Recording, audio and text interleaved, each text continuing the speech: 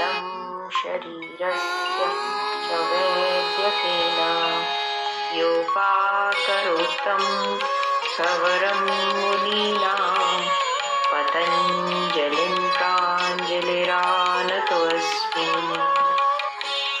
योगेन चित्तस्य पदेन वाचां मलं शरीरस्य च वैद्यकेन योपाकरोत्तं सवरं मुनीनां पतञ्जलिं प्राञ्जलिरानतोऽस्मि।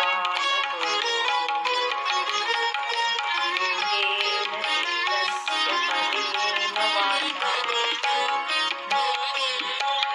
ಯೋಗ ಮಾಡಿ ಯೋಗಿಯಾಗು ಸಾಧನೆ ನಮ್ಮೊಡನಿದೆ.